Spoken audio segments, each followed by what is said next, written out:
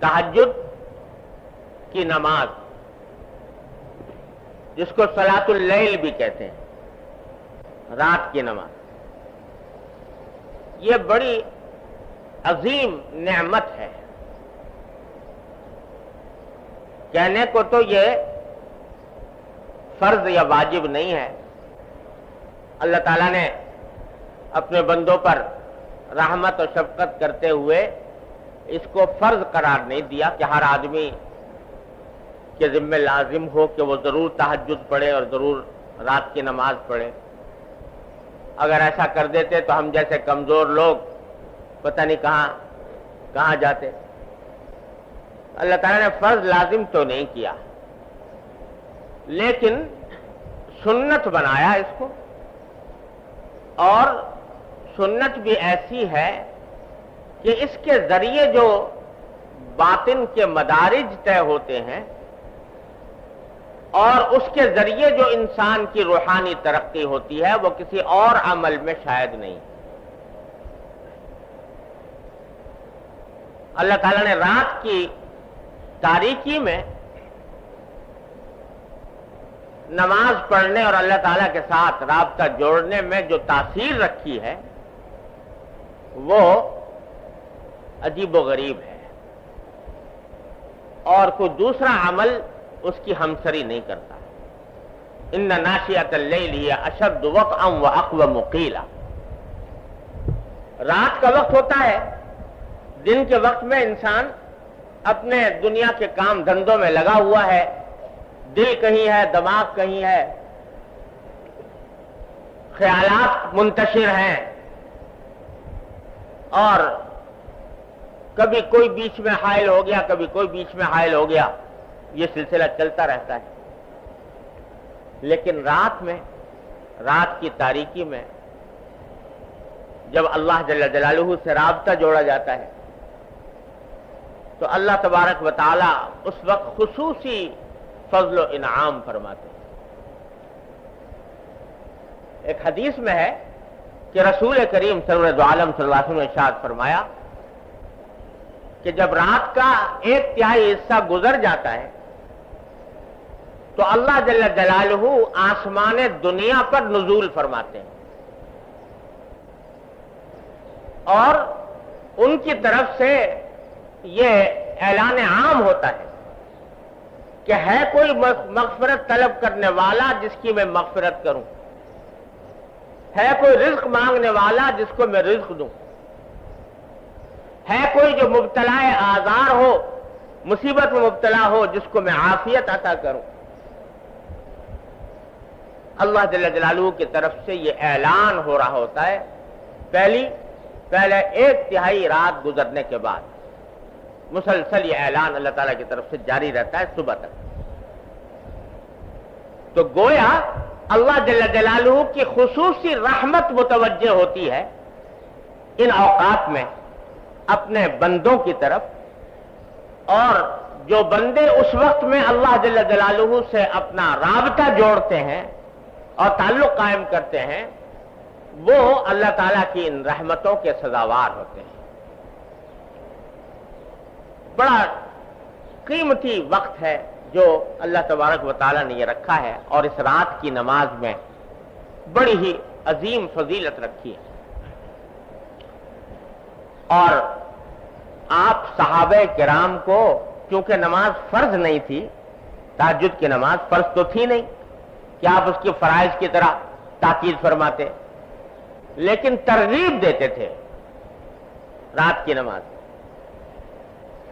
چنانچہ ایک حدیث میں آتا ہے کہ حضرت عبداللہ بن عمر رضی اللہ تعالیٰ عنہ جو حضرت فاروق اعظم کے صاحبزادے ہیں، یہ اپنا واقعہ بیان کرتے ہیں کہ میں دیکھتا تھا کہ بہت سے لوگ رسول کریم صلی اللہ علیہ وسلم کی خدمت میں آ کر اپنے خواب بیان کیا کرتے تھے۔ فجر کے بعد جب حضور تشریف فرما ہوتے مسجد میں تو لوگ آ کر بیان کرتے ہیں کہ یا رسول اللہ میں نے آج رات میں یہ خواب دیکھا، آج رات میں یہ خواب دیکھا۔ اور بعض اوقات رسول کریم صلی اللہ علیہ وسلم ان خوابوں کی تعبیر بھی بیان فرماتے تھے کہ اس خواب کی یہ تعبیر ہے، اس خواب کی یہ تعبیر ہے۔ تو حضرت عبداللہ بن عمر رضی اللہ عنہ فرماتے ہیں کہ میرے دل میں بھی آرزو پیدا ہوئی کہ میں بھی کوئی خواب دیکھوں اور حضور اقدس صلی اللہ علیہ وسلم سے اس کی تعبیر معلوم کروں، لیکن میری نیند ایسی تھی کہ مجھ کو خواب نہیں آتے تھے نیند میں، لیکن تمنا یہ ہوتی تھی کہ جیسے اور لوگ خواب بیان کر رہے ہیں تو میں بھی بیان کروں اور میری بھی تعبیر حضور علیہ السلام عطا فرمائے۔ تو فرماتے ہیں اسی تمنا میں ایک رات میں سویا تو میں نے خواب دیکھا، اور اس خواب کی تفصیل انہوں نے روایت میں بیان کی کہ یہ دیکھا۔ خلاصہ اس خواب کا یہ ہے کہ دو فرشتے جیسے آئے اور مجھے لے گئے، اور ایک رسی تھی وہ آسمان کی طرف جا رہی تھی، اور انہوں نے مجھ سے کہا فرشتوں نے کہ تم اس رسی کو پکڑ کے اوپر چڑھ جاؤ۔ یہ خواب میں نے دیکھا تو مجھے بڑی خوشی ہوئی کہ آج مجھے موقع ہوا ہے کہ میں رسول کریم صلی اللہ علیہ وسلم سے خواب بیان کروں اور اس کی تعبیر لوں، لیکن براہ راست نبی کریم صلی اللہ علیہ وسلم کی خدمت میں حاضر ہو کر خواب بیان کرتے ہوئے مجھے کچھ جھجک سی ہوئی کہ خود بیان کروں۔ ام المومنین حفصہ رضی اللہ تعالی عنہا، تو میں نے ان سے ذکر کیا کہ میں نے آج رات یہ خواب دیکھا ہے، اور تمہیں اگر کسی وقت موقع ملے تو حضور اقدس صلی اللہ علیہ وسلم کو یہ خواب بیان کر کے آپ سے تعبیر معلوم کرتا اس کی۔ تو کہتے ہیں حضرت حفصہ نے نبی کریم صلی اللہ علیہ وسلم سے میرا خواب بیان کیا۔ بعد میں نے ان سے پوچھا کہ کیا جواب دیا رسول کریم صلی اللہ علیہ وسلم؟ تو حضرت حفصہ نے کہا کہ میں نے رسول کریم صلی اللہ علیہ وسلم سے آپ کا خواب بیان کیا تھا، تو اس خواب کو سن کر رسول کریم صلی اللہ علیہ وسلم نے فرمایا کہ نعم الرجل عبداللہ ابن عمر۔ دو جملے فرمائے، ایک جملہ یہ کہ عبداللہ ابن عمر بڑا اچھا آدمی ہے، عبداللہ ابن عمر بڑا اچھا آدمی ہے، اور پھر دوسرا جملہ فرمایا لو کان یصلی من اللیل، کاش کہ وہ رات کو بھی نماز پڑھا کرے۔ اچھا آدمی ہے لیکن کاش کہ وہ رات کو بھی نماز پڑھا کرے۔ حضرت عبداللہ بن عمر فرماتے ہیں کہ اس وقت تک تہجد کی نماز پڑھنے کا عادی نہیں تھا، رات کو پڑھتا نہیں تھا، لیکن جس دن سے میں نے نبی کریم سرور دو عالم صلی اللہ علیہ وسلم کا یہ ارشاد سنا کہ عبداللہ بن عمر اچھا آدمی ہے، کاش کہ وہ رات کو نماز پڑھا کرے، تو اس دن سے الحمدللہ کبھی تہجد کہ فرض اور واجب نہیں، اس واسطے اس طرح کا حکم تو نہیں دیتے جیسے 5 نمازوں کا، لیکن ترتیب دیتے تھے۔ چنانچہ اس کا نتیجہ یہ تھا کہ صحابہ کرام رضی اللہ تعالیٰ عنہ کی اکثریت رات کی نماز کی عادی تھی، اور قرآن کریم نے رات کی نماز پڑھنے والوں کی بڑی تعریف فرمائی ہے۔ کانوا قلیلا من اللیل ما یہجعون وبالاسحار ہم یستغفرون۔ سورہ مزمل پوری اسی رات کی نماز کے لیے نازل ہوئی ہے۔ تو یہ ہے بڑی عظیم نعمت، اور جو شخص اللہ تبارک و تعالیٰ کے راستے پر چلنا چاہتا ہو، اپنی اصلاح چاہتا ہو، اس کے لیے یہ یوں سمجھو کہ تقریباً ضروری جیسے اعمال میں سے ہے کہ رات کی نماز کا کچھ حصہ وہ پائے، کم از کم اس کا عادی بنے۔ البتہ حضرت والا نے جو یہاں پر بات ارشاد فرمائی ہے وہ ہم جیسے کمزور لوگوں کے لیے اس نعمت سے فائدہ اٹھانے کا آسان طریقہ حضرت نے بتایا۔ نماز تہجد کی اصل وقت تو ہے آخر شب، آخری رات کا جو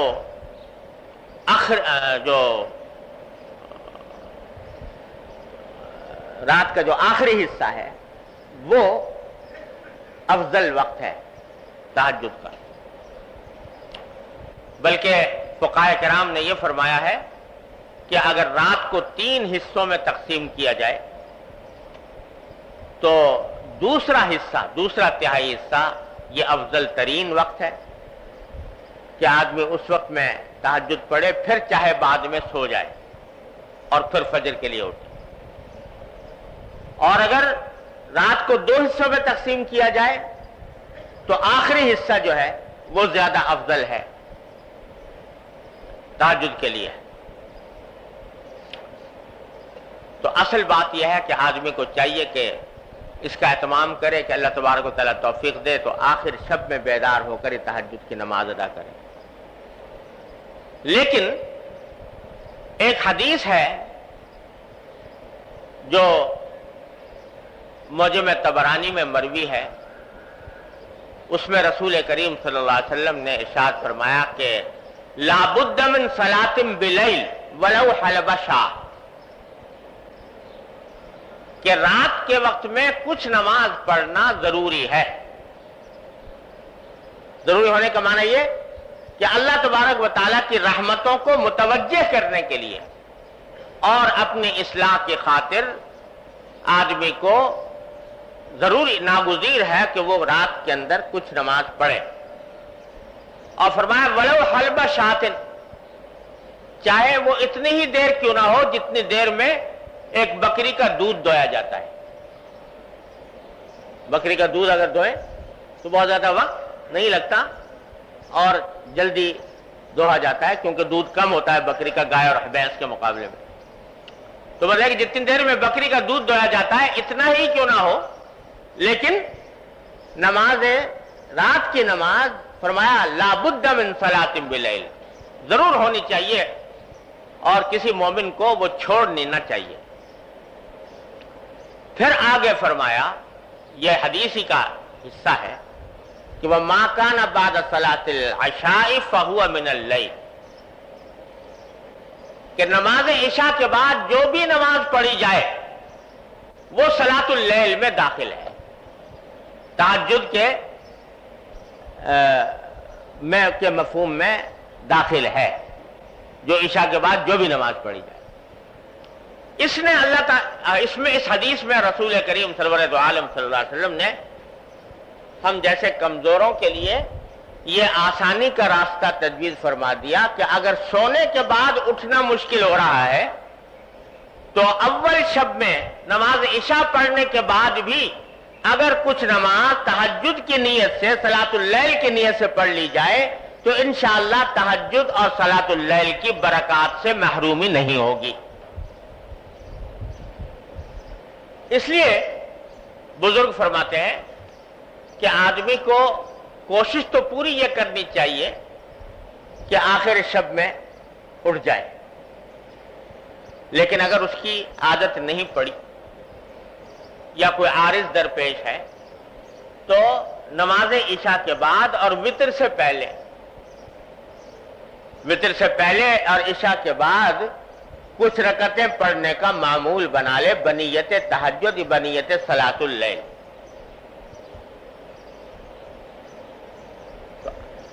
وہ تو روزانہ پابندی سے پڑھے، ساتھ ہی کوشش کرتے رہے کہ آخر شب میں بھی آنکھ کھل جائے، اور آخر شب میں آنکھ کھل جائے تو پھر اس وقت میں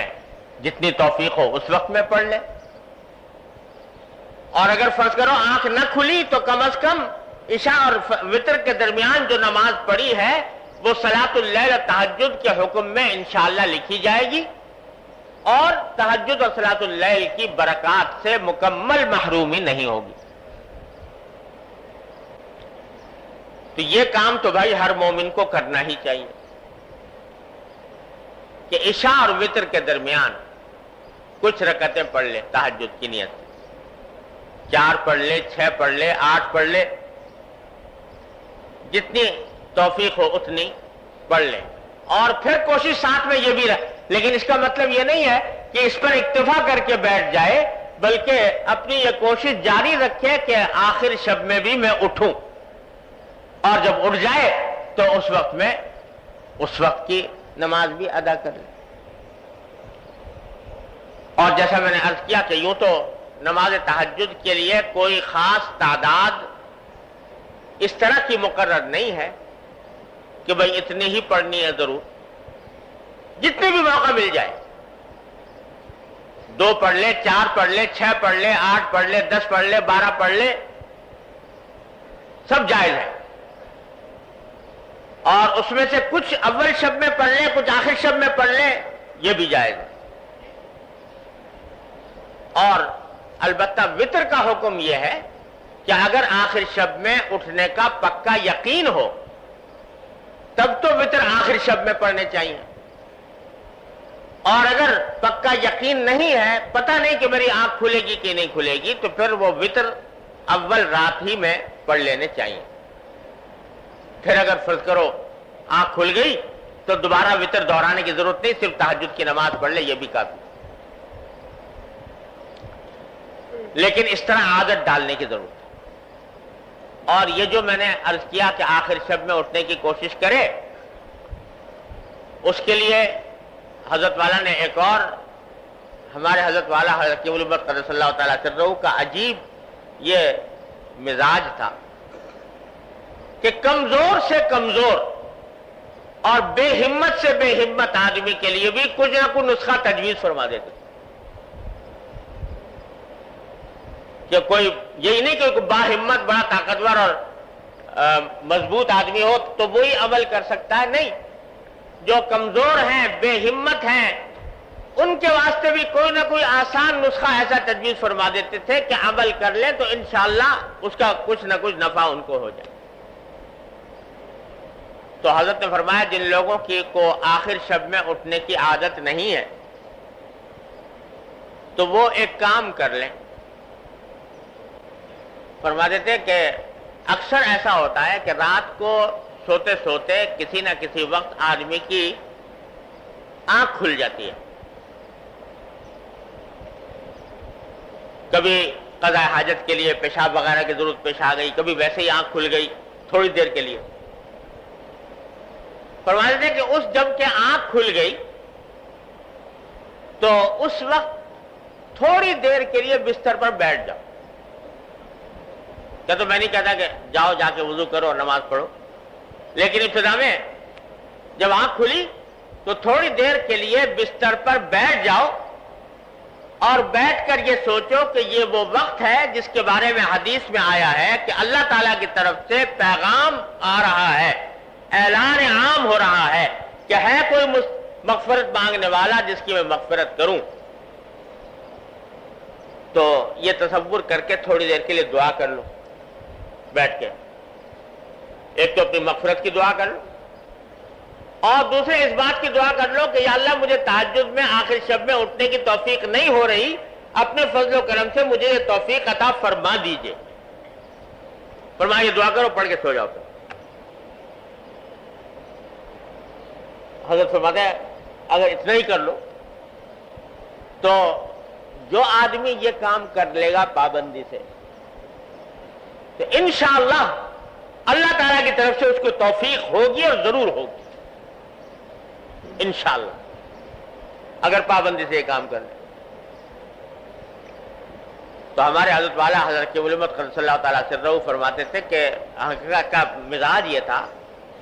کہ وہ لوگوں کو لانے کے لیے آسان سے آسان تدبیر بتاتے تھے، جیسے دانہ ڈالا جاتا ہے نا جانور کو، تو اس طریقے سے دانہ ڈالتے تھے۔ اور تجربہ یہ ہے کہ جو شخص یہ کام کر لے گا پابندی سے، جب بھی آنکھ کھلے بیٹھ جائے چند لمحے کے لیے اور دعا مانگ لے اللہ تعالیٰ سے،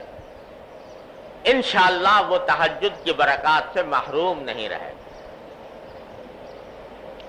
ہمارے حضرت والا حضرت ڈاکٹر صاحب قدس اللہ تعالیٰ سرہ، اللہ تعالیٰ ان کے درجات بلند فرمائے، وہ فرمایا کرتے تھے کہ میاں یہ جو انسان کا نفس ہے نا، اس نفس کو قابو میں کرنے کے لیے کبھی کبھی اس کے ساتھ تدبیر سے کام لینا پڑتا ہے۔ اور پھر اپنی مثال دینے لگے، حضرت والا اپنی مثال دینے لگے یہ آخر دور کی بات ہے جب عمر زیادہ ہو گئی تھی، 80 سال سے زیادہ متجاوز ہو گئی تھی. اور جب سے حضرت والا سے حضرت کی علمت قدس اللہ تعالیٰ سرہ سے تعلق ہوا تھا تو ماشاءاللہ تہجد کے عادی تھے، اور 2 گھنٹے کے اذکار کا معمول، 2 گھنٹے مسلسل اذکار میں صرف فرماتے تھے. تو پھر فرمانے لگے کہ رات میری جب تہجد کے وقت میں بیدار ہوا تو طبیعت میں بڑی کشمکشاہٹ تھی، سستی، طبیعت تھکی ہوئی تھی اور اٹھنے کو دل نہیں چاہ رہا تھا. یہ میں بات کر رہا ہوں اس وقت جبکہ 80 سال سے عمر متجاوز ہو چکی تھی، جوانی کی بات نہیں ہو رہی ہے، بڑھاپے میں بھی 80 سال سے زیادہ عمر. تو فرمانے لگے کہ طبیعت میں کشمکشاہٹ پیدا ہوئی اور دل نے یہ کہا کہ بھئی تمہاری طبیعت خراب چل رہی ہے، کمزور ہو، تھکے ہوئے ہو، نیند بھی ضروری ہے صحت کے لیے، اگر نیند پوری نہ ہوئی تو بیماری ہونے کا اندیشہ ہے. تو ایسے میں تہجد کوئی فرض واجب تو ہے نہیں، لہذا اگر ایسے حالت میں چھوٹ جائے تو کیا مذائقہ. یہ طبیعت میں خیال وارد ہوا. تو جب یہ خیال آیا تو میں نے یہ کہا کہ ٹھیک ہے، واقعتاً تہجد کوئی فرض واجب نہیں ہے اور کوئی ضروری نہیں کہ آدمی اس حالت میں بھی جبکہ کمزور ہے، بوڑھا ہے، ضرور کرے. لیکن میں نے کہا کہ دیکھو یہ رات کا وقت ہے جس میں اللہ تعالیٰ کا منادی آواز لگا رہا ہے کہ ہے کوئی مغفرت کرنے والا جس کی مغفرت کروں، ہے کوئی رزق مانگنے والا جس کو رزق دوں. تو اس رات میں اللہ تعالیٰ کی طرف سے منادی ہو رہی ہے تو یہ اچھا نہیں لگتا کہ بستر پر پڑا رہوں. چلو ایسا کرو، نماز نہ پڑھو، اٹھ کے بیٹھ جاؤ اور بیٹھ کے تھوڑی سی دعا کر. تو کہتے ہیں یہ خیال لا کر میں بیٹھ گیا، میں نے بٹھا لیا اپنے آپ، یہ خیال لا کر دعا کرنی شروع کر دی. جب دعا کرنی شروع کی تو پھر میں نے کہا کہ بھائی یہاں تک تو آ گئے، دعا کرنی شروع کر دی، تو یہ دعا بغیر وضو کے کر رہے ہو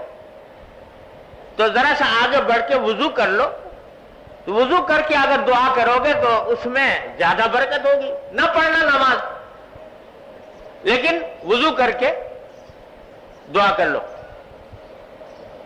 یہ دل کو سمجھایا اور جا کر میں نے وضو کر لیا، وضو کر کے دعا کرنے بیٹھ. تو پھر بعد میں دل کو کہا کہ یہ یہاں بستر میں بیٹھ کے کر رہے ہو، مصلی میں بیٹھ کے کر لو یہ دعا.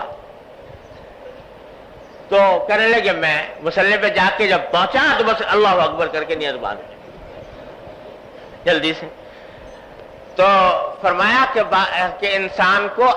اپنے نفس کو اس طرح بہلانا پڑتا ہے تب جا کر وہ قابو آتا ہے. جس طرح وہ تمہیں چکر دیتا ہے اور وہ تمہیں بہکاتا ہے تو تم بھی اس کو چکر دو اور تھوڑا سا اس کو بہلا کر لے جاؤ، تھوڑا سا آگے بڑھاؤ. اور تجربہ یہ ہے کہ جب آدمی اپنے نفس کو اس طرح قابو کرنا چاہتا ہے تو اللہ تبارک و تعالیٰ کی طرف سے مدد بھی ہوتی ہے. تو بھائی حضرت والا یہاں پر یہ فرما رہے ہیں کہ بھائی اگر فرض کرو آخر شب میں اٹھنے کی توفیق نہیں ہو رہی تو اتنا کر لو کہ اول شب میں ہی عشاء کے بعد کچھ نماز بطور تہجد پڑھ لیا کرو اور اس میں یہ نیت رکھو کہ انشاءاللہ آخر شب میں بھی اٹھیں گے. تو حضرت فرماتے ہیں کہ طبرانی کی روایت میں اس کی صاف تصریح ہے کہ اگر کسی کو افضل طریقے کی ہمت نہ ہو تو چھوڑ دینے سے اس جائز پر عمل کر لینا بہتر ہے.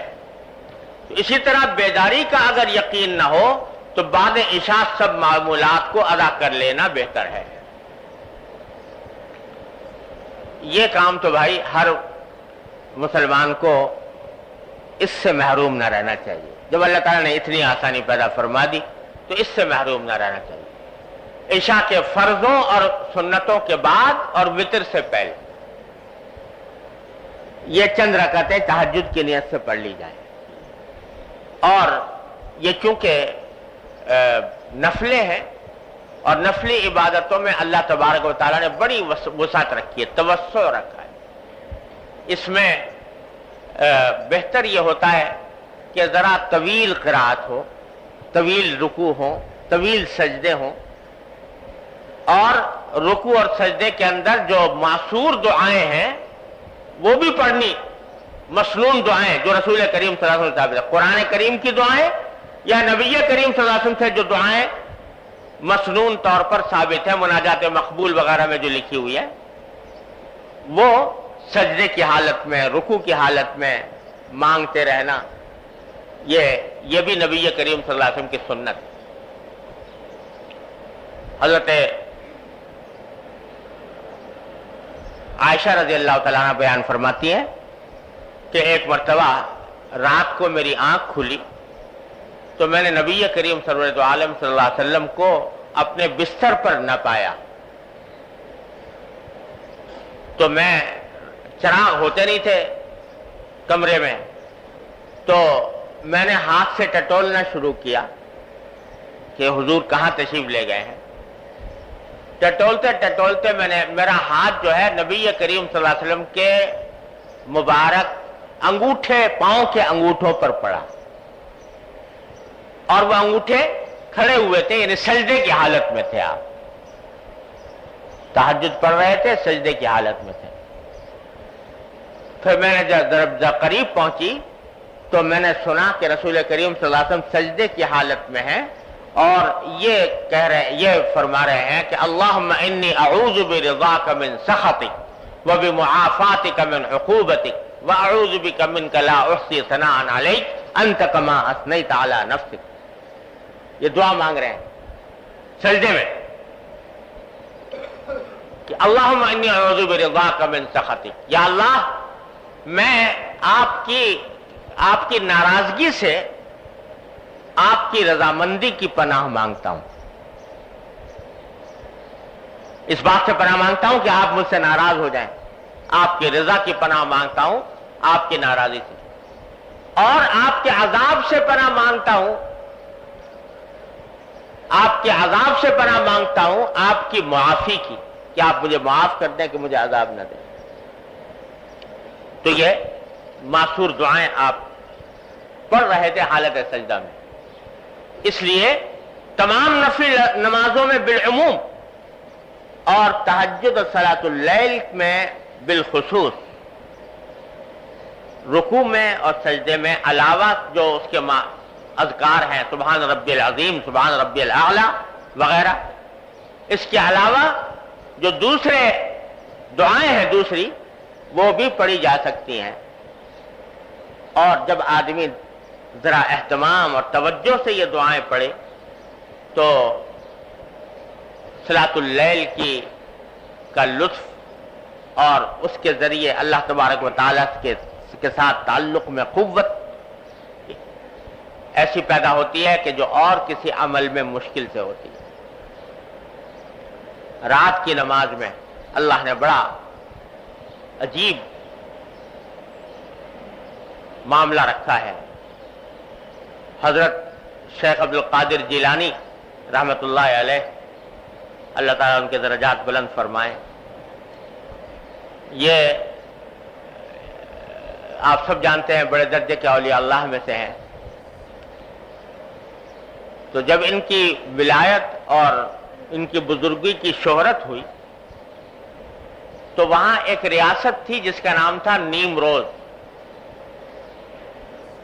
نیمروز کی ایک ریاست تھی. اس کے بادشاہ نے حضرت شیخ عبد القادر جیلانی رحمۃ اللہ علیہ کی خدمت میں پیشکش کی کہ میں اپنی یہ ساری سلطنت آپ کو دینے کے لیے، آپ کی خدمت میں پیش کرنے کے لیے تیار ہوں. آپ یہ خدمت، یہ ساری سلطنت میری طرف سے ہدیے کے طور پر لے لیں. पूरी रियासत नीमरोज की रियासत। मुझसे ले लें, नीमरोज नाम था एक रियासत का, और यह फारसी लफ्ज है जिसके माना होते हैं आधा दिन। नीमरोज के माना आधा दिन, लेकिन नाम था एक रियासत का। तो वो रियासत हजरत शेख अब्दुल कादिर जिलानी रहमतुल्लाह अलैह की खिदमत में पेश की, तो हजरत ने जवाब में 2 शेर लिख के भेजे। अजीब व गरीब शेर हैं जो उन्हीं के मकाम का आदमी कह सकता है। फारसी में है कि क्यों चत्र संजरी रुख बख्तम सियाहबाद, क्यों चत्र संजरी रुख बख्तम सियाहबाद, गर दिल अगर बवद हवसे मुल्क संजरम, जागाह के याफ्तम खबरज मुल्क नीम शब, मन मुल्क नीम रोज बदांगे नमी खिरम। फरमाया कि संजर भी एक रियासती हुकूमत थी, उसका जो बादशाह था वो काले रंग का ताज पहना करता था अपने सर के ऊपर। तो हजरत ने फरमाया कि अगर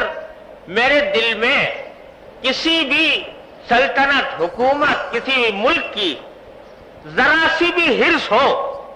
तो अल्लाह मेरी किस्मत को ऐसा काला कर दे जैसे कि संजर के बादशाह का ताज काला है। संजर के बादशाह का ताज काला था, तो जिस तरह वो काला है अल्लाह मेरे मुकद्दर को वैसा काला कर दे। क्यों चत्र संजरी रुख बख्तम सियाहबाद, जस दर दिल अगर बवद हवसे मुल्क संजरम। फिर फरमाया कि जांगा के याफ्तम खबरस मुल्क नीम शब। तो मुझे नीमरोज की सल्तनत पेश कर रहे हो, नीमरोज के माना आधा दिन। तो जब से मैंने नीम शब की सल्तनत हासिल की है, यानी आधी रात की सल्तनत, यानी ताज्जुद और सलातुल लैल, जब से मैंने आधी रात की सल्तनत हासिल की है तो मैं आधे दिन यानी नीमरोज की सल्तनत को एक दमड़ी के इवज भी खरीदने को तैयार नहीं। जो नेमत अल्लाह ताला ने मुझे सलातुल लैल में अता फरमा दी, तो अल्लाह तबारक व तआला अपने फजल व करम से उसका कुछ हिस्सा हमें भी अता फरमा दे। हजरत सुफियान सौरी रहमतुल्लाह अलैह फरमाते हैं कि अल्लाह तबारक व तआला ने हमें सलातुल लैल में जो लज्जत अता फरमाई है और उसका जो नफा अता फरमाया है, अगर दुनिया के बादशाहों को उसकी हवा लग जाए कि ये लज्जत भी हासिल होती है, तो तलवारें ले लेकर हम हमारे से मुकाबले पर आ जाएं कि हम ये लज्जत हासिल करेंगे तुम्हारे मुकाबले में। तो अल्लाह तबारक व तआला ने ये नेमत अता फरमाई है रात के वक्त में अल्लाह से रुजू करने वालों को, और उसकी पहली सीढ़ी जो है वह हजरत वाला ने इस मलफूज में बयान फरमाई है। अल्लाह तबारक व तआला अपने फजल व करम से, अपनी रहमत से हम सबको इस पर अमल की तौफीक अता फरमाए और सलातुल लैल की नेमत से